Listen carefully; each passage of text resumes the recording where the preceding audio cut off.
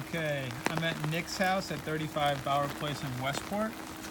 All right, so they've got columnar Norway spruce, also known as Supracina piscea, that's the Latin name. All right, some hollies in the corner, hydrangeas, rhododendrons, Hakanola grass, which is Japanese forest grass. Looks like you got some Nephita back here. Some of these perennials might not do great right up against the edge of the bed. You can see all the water just sits back here. It doesn't really drain. So you just have to watch out for that. Some of these perennials right on the edge might not do great because of that. All right, obviously you're gonna have to replace the mulch. We'll give you a quote on that. Hemlocks. These hemlocks have to be treated. So they get something called hemlock scale and hemlock woolly adulgid. So let's see here. That's hemlock woolly adulgid. That little white secretion. The white secretion is basically the feces of the insect. Let's just see if they've got any insects. I'm checking for hemlock scale.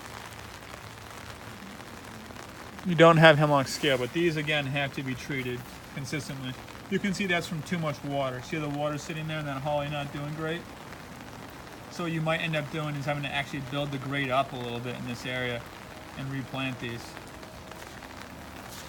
Okay. The lawn, I use my soil probe. Exactly what builders usually do. They only gave you about an inch, inch and a half of topsoil.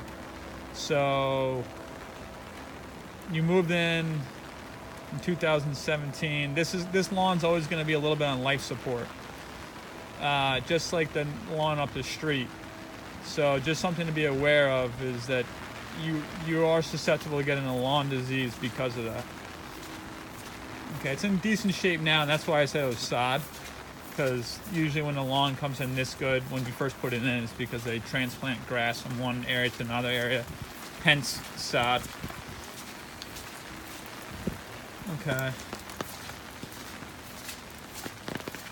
We have a double gate here, so that's good. You can get a bigger lawnmower in the backyard. Actually, maximum size lawnmower you can get back here looks like a 4-foot lawnmower. So you'd have to bring in a 4-foot walk behind lawnmower and bag it with the 4-footer. Okay. Let's see here. I would trim that tree back when you do the tree trimming this coming year for all the evergreens in the back. I'd also trim this larger tree back as well. Okay, you'll get more sunlight in there and the tree will look better. Tree hydrangea looks healthy. That should be again trimmed back either during the winter or very early spring. Barberry are fine. You got some vinca growing on the ground in here. Hakanola. Dwarf hydrangeas. American boxwood. Okay. Those you have to treat for a leaf miner insect. Those are also susceptible to boxwood blight. So like I said before, you gotta be careful on who's trimming the plants to make sure they're disinfecting the tools so you don't transfer it from house to house.